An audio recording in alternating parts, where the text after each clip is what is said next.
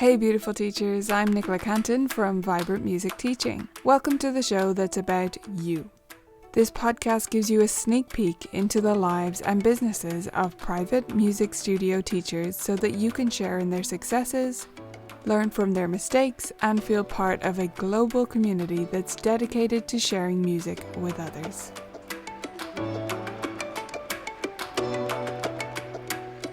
Today we're talking to Stephan Nance, a musician, writer and piano teacher in Oregon. Stephan jumped headfirst into teaching before realising how much work is involved, an approach I think many of us, including myself, can relate to. In this interview there are so many lessons about self-acceptance, being who you are and running your own race. You're going to love it. If you want more from Stephan, go look up their album, Look at the Harlequins, on Spotify. That's Look at the Harlequins on Spotify. I think you'll love that too. Welcome to the show and thank you so much for doing this. We like to get to know our guests with a little game, of course. So could you tell me 2 lies about yourself and one thing that's true? And I'll try to guess which one is which. Okay. I have a master's in music education. I have an iguana, and I have a 42-year-old parrot named Fred. Okay, that's a tricky one. I think I'm going to rule out the first one, but I'm stuck between the 2 second ones. I think I'm going to say that you have an iguana. Did I get it No, right? I have a 42-year-old parrot named Fred. Oh, wow. He's 42. 42. Yeah, he hatched in 1979. Oh my gosh, that's amazing. Yeah, Did so he's you inherit him from someone? Did you have him that whole time? no, I did not have him that whole Been in the time. family? He is older than me. His former person had to go into an assisted living facility, and so he went into the parrot foster care system. And I ended up with him that way a couple of years ago. Gosh. And does he talk? That will be everyone's question. He talks a little bit. He says sometimes he yells something that sounds like noodle. But mostly he says hello, and sometimes he just kind of chatters and he says hi, Fred. Oh, that's nice. He greets himself. Yeah, yeah. It it would be. We've thought about maybe telling people that he says hi, friend, because then that would be sweet. But But it would be a lie. it And we would don't be. want to lie to friends. Yeah. Okay, so that's a little bit about maybe your personal life or your home life. So um, I want to get to know you as a teacher a little bit more. So I want you to imagine that you've been given a billboard space in your town and it's free, which is amazing. And it's going to advertise you as a teacher, just who you are, but you only get to put 3 words on it. It's going to have your contact information and they've already set up the picture. So what 3 words are you going to choose to represent you as a teacher? I think I would say curious, engaging, and collaborative. Great words. Can you tell me more about why you chose those? I think that part of what I want to convey is that I am not on another level, above the students, and that we're in this together, and Mhm. that we can figure out how to customize things to work for them, and that they can be open with me about what they want and what they're feeling throughout the process of learning. Um, and yeah, I think just making them know that I'm open and that it isn't extremely formal. Yes, right, and that it's not the old, stuffy stereotype of a piano teacher, right? It's trying to kinda Right. go against Yeah. that. Yeah, and if that's what they're looking for, then they should look elsewhere. Mhm. Mhm. Absolutely. So can you tell us about your musical upbringing then? Was it with the stuffy old-fashioned piano teacher, or what was it like? It was pretty stuffy. It was, my teacher had been my mom's teacher, so she was and my mom said that this woman was old even when she was a kid, and so she seemed ancient to me, and she had taught my mom how to play organ too. So Oh. she was very she seemed very serious to me, and I just remember going into her house and it feeling so dreary and dark. And so that's been stuff that I've thought about a lot in my own teaching, is like, what does this space feel like? But yeah, so it was very stuffy for several years. Um, and then I can't remember exactly what happened, but maybe she retired. But then I switched to this jazz pianist who was really engaging, and I just got so excited at that point. I had been I had been excited before. I think the biggest excitement was before I started lessons originally, and then once I switched to the new teacher, because I feel like then my creativity was engaged again, in the way that it was before starting lessons, like the wanting to explore and play things that were exciting. Yeah, absolutely. So, for the first teacher then, were you a good practicer? Did you practice? I It's hard to even remember at this point because I was 6 or 7 when I started, and I think that I did practice because I remember getting stickers and things, but I think that it was kind of I imagine that it felt kind of isolating and a little uninspired, just it was very much a turn the page Mhm. situation where you finish, you move on, you finish, you move on, and it just endlessly just going forward through books without anything deviating from the course, I guess. And so I think I did practice, but once I got with the new teacher, I practiced constantly. She had a knack for finding pieces that I would be really excited to work on. And I feel like that was her greatest strength as a teacher. I think that, um, sometimes if she gave me something that I wasn't as excited to work on, then maybe the next week when I came back, not having worked on it, she'd find me something that I would be into, Mm. which I think, in hindsight, sometimes I maybe wish that she would have pushed me to do things outside my comfort zone, or exposed me to a wider range of repertoire. But I do think she got me to practice, so I think it was worth it for that. Yeah, it's a delicate balance, isn't it? Like, with that student, imagining you receiving yourself as a student back and you Yeah, you haven't practiced that piece, and she knows that if she gives you something in a different style, you're going to practice it.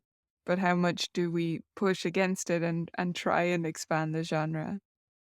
So is there anything else that you wish had been included in your lessons that you felt you missed out on? definitely looking back, yes. And again, it's hard to say what would I have enjoyed at the time. But now I'm like, I wish that all of the gaps in my knowledge had been filled, and in say music theory and classical repertoire, I just was not.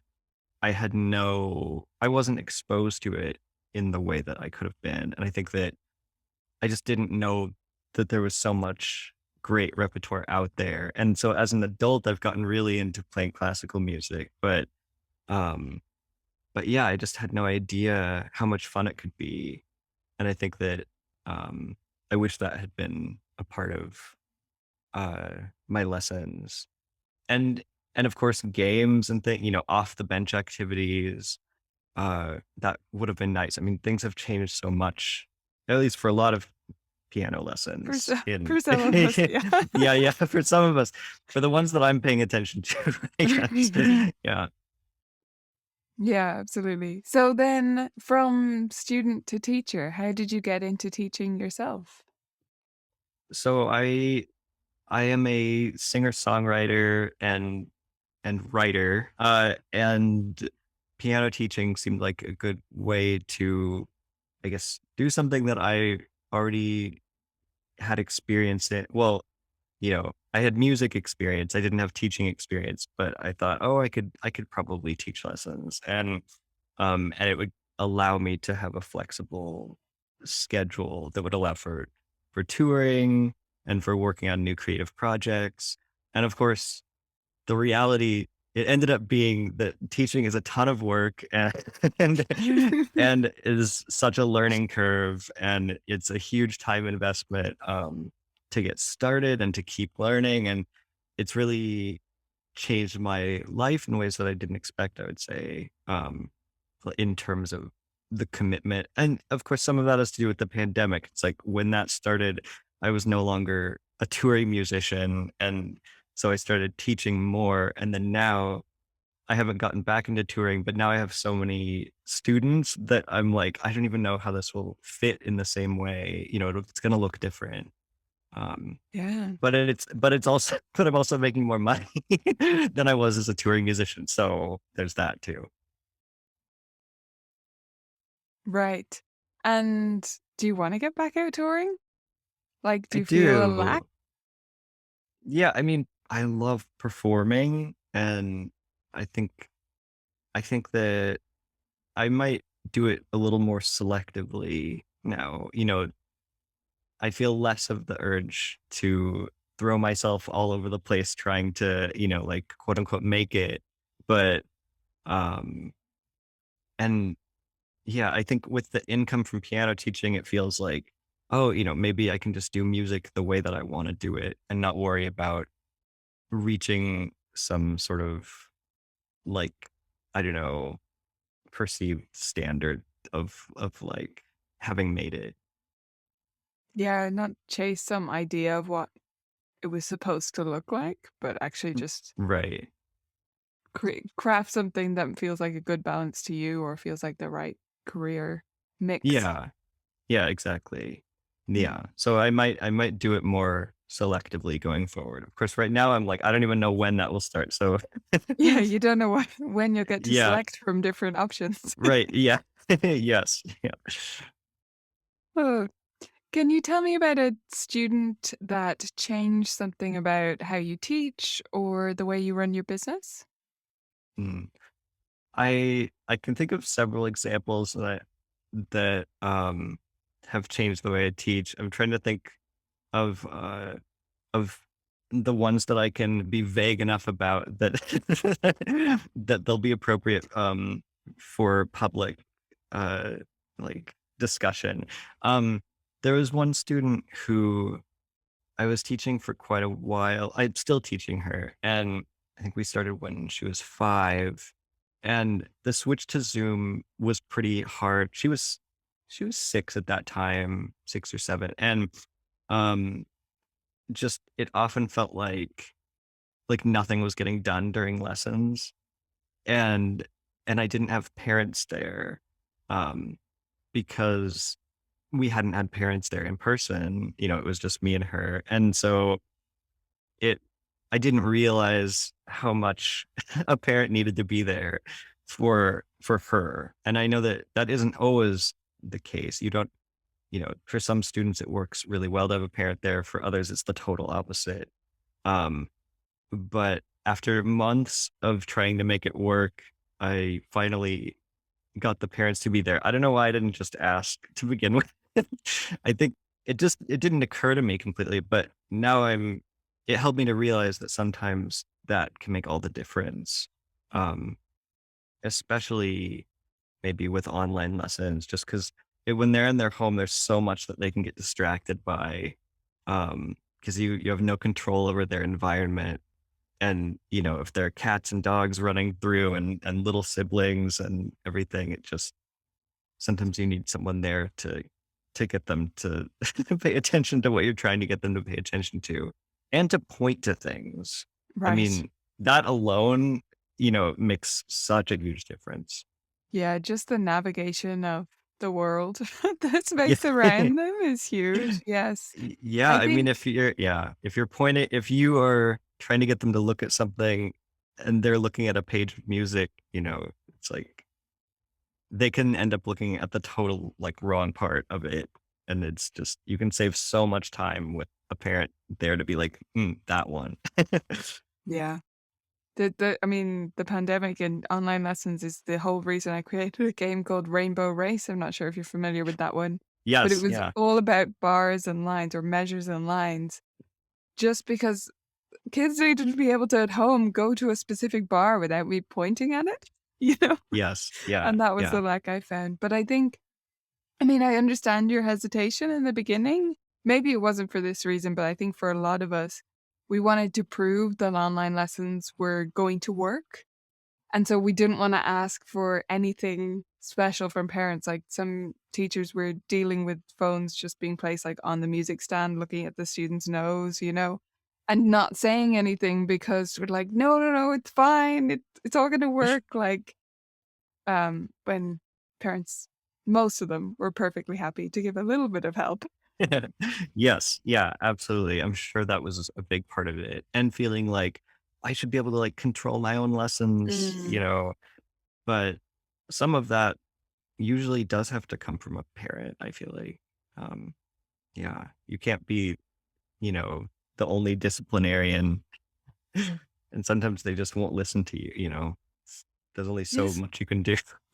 Yeah, and it is really hard, especially if you're 5 or 6, to engage with a person on a screen, you Yeah. know?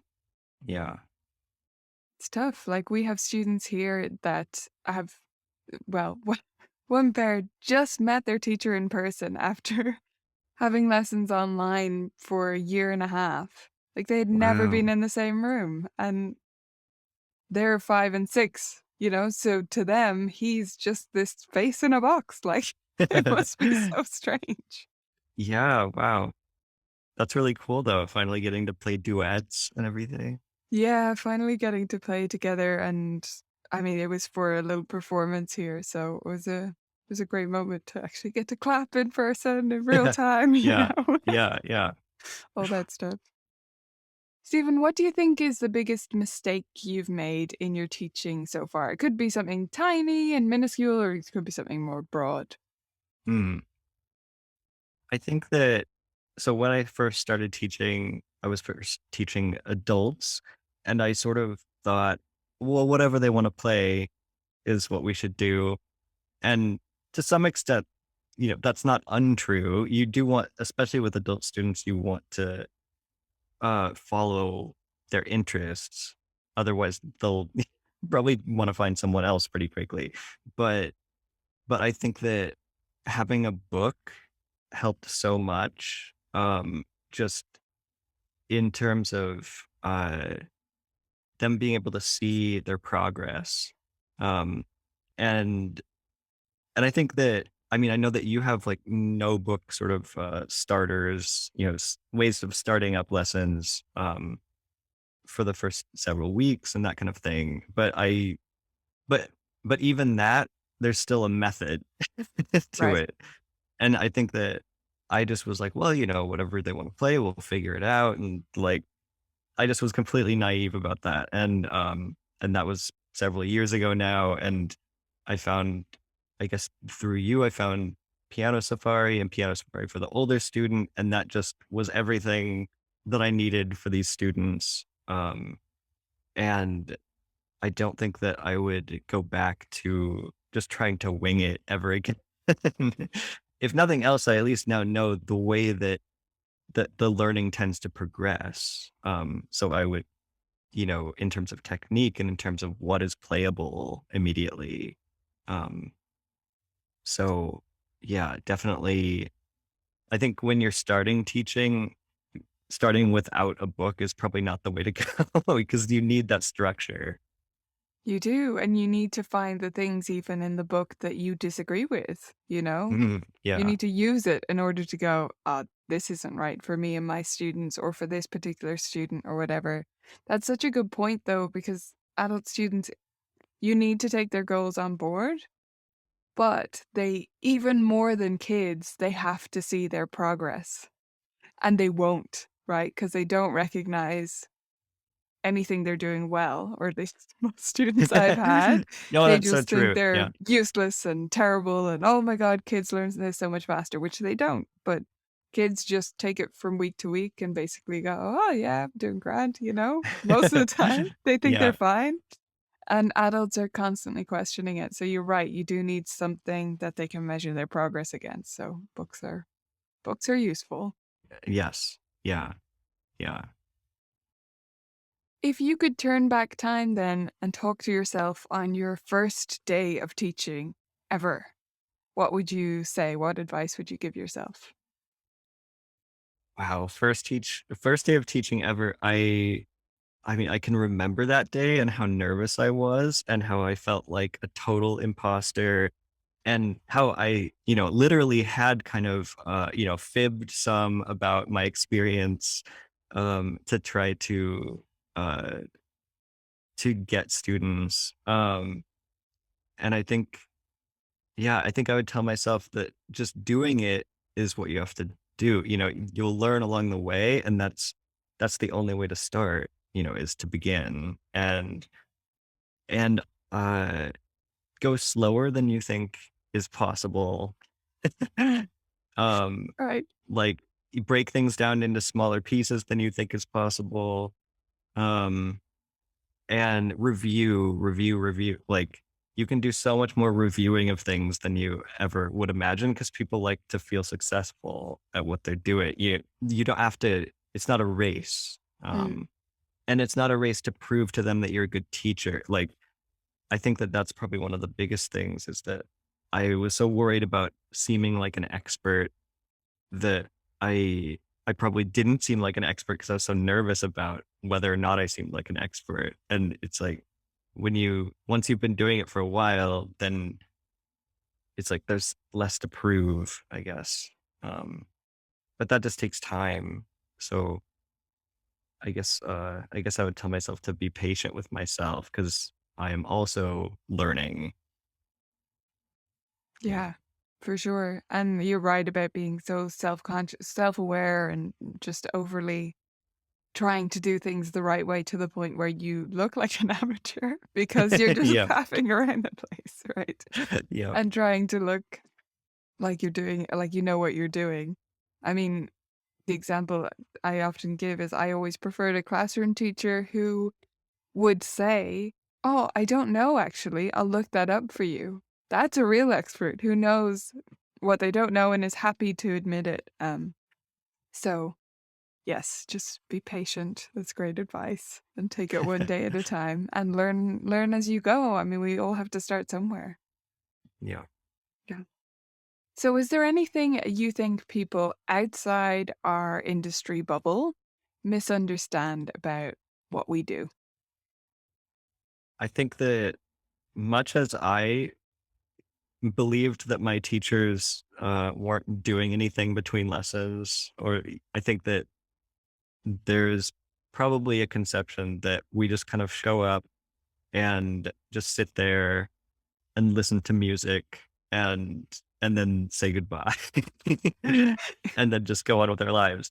It I think that people definitely underestimate how much work goes into teaching, um, just in all ways, really. Just it's very cognitively draining and it can be, and like there's a lot of, there's emotional labor that goes into it. It's a big, uh, I mean, it's such a job. It's just really, really a job. And, and there's a lot of fun to be had, but I think that, yeah, people definitely, uh, don't always see it as the legitimate career that it is. And and I'm sure that there are teachers who do just show up and sit there.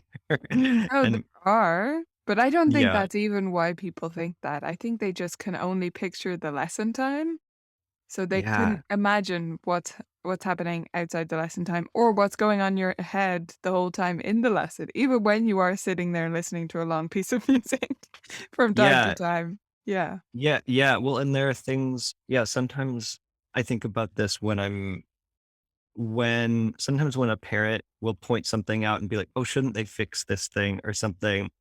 And if they're there in the lesson, and sometimes I'll be thinking, "Of course I noticed that, but like we can't address all these things right now." Like, and some mistakes are worth correcting and some are better left for other pieces, in the future. And, so I think that sometimes people maybe don't realize that you are aware of things and that you have a plan and that all of this is headed somewhere.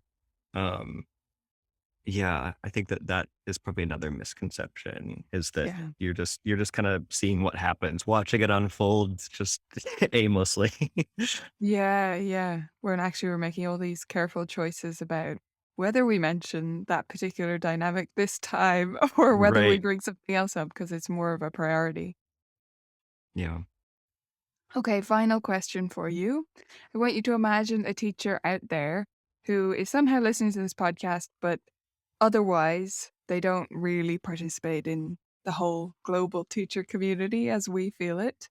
And they're feeling maybe a bit lonely, maybe a bit like they don't know whether they're doing things right or whether they have enough qualifications or whether they understand their business well enough, etc., etc. What would you tell that teacher? I would tell them so many things, but I'll just focus on a few. I guess one big one is to it's something that I worried a lot about was the results that I was giving and whether, like people need to see results, the parents need results or something. And I think that that was part of my self-consciousness about being new, um, and wanting to prove myself. But really, I think people often don't even care as much about results as you would think. Like a lot of people are much more patient, especially with the progress of their kids, than I ever would have expected, and they're more impressed by little things than I ever would have expected. Um, like, there was a time where I thought if a student didn't learn all of Charlie Chipmunk in the first lesson, like if somehow they couldn't quite get it, that I had failed. And but some kids take more than one lesson to learn even Charlie Chipmunk. And often the parents were impressed even by the couple measures that they did learn. Mm. And I never anticipated that.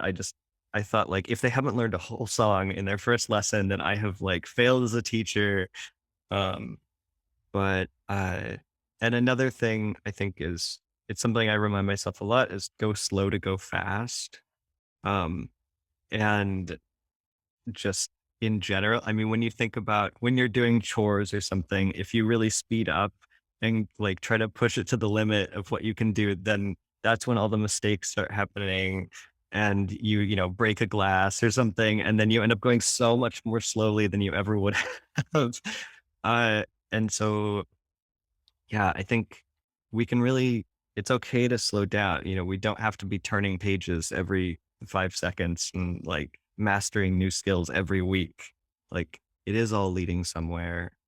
Um and then I think the biggest thing maybe is to be yourself because if you're not yourself, then the people who end up selecting you as a teacher when you pretend to be someone else will probably not be happy with the person you turn out to be. But the people who do want to find you for who you are and who want you as a teacher, like being yourself, uh, you want to be that in your marketing and everything so that they can find you and be super excited to work with you. And like often when I've asked students, why did you choose me? They'll say it's because of such and such things that are the things that make me me. Mm. And that they specifically didn't want the people who felt stuffy or overly formal.